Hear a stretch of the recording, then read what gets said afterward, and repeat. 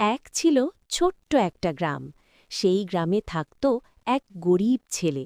তার নাম ছিল রাহুল।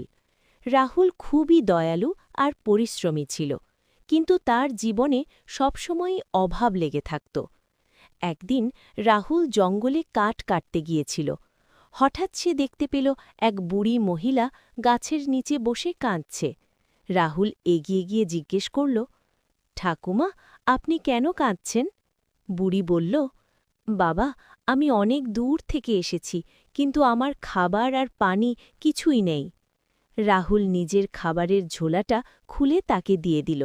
যদিও তার নিজের জন্য খুব কমই ছিল, তবুও সে হাসি মুখে সব দিয়ে দিল। বুড়ি তখন হঠাৎ হাসতে লাগল। তার চেহারা বদলে গিয়ে এক জাদুকরী রূপ নিল। সে বলল, রাহুল, তোমার দয়ালু মন দেখে আমি খুশি। এই নাও একটা জাদুর পাথর। যখনই তুমি পাথর পাথর আমার ইচ্ছা পূরণ করো, বলবে তোমার ইচ্ছা পূরণ হবে। রাহুল খুব খুশি হয়ে পাথরটা নিয়ে বাড়ি ফিরে এলো। প্রথমে সে ছোট ছোট ইচ্ছা করল, খাবার, কাপড় আর একটা সুন্দর ঘর। সবই সত্যি হতে লাগল। কিছুদিনের মধ্যে রাহুল আর তার মা সুখে থাকতে লাগল।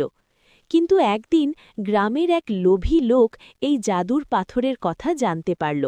সে রাতে চুপি চুপি রাহুলের বাড়িতে ঢুকে পাথরটা চুরি করে নিল। লোভী লোকটি বলল, পাথর পাথর,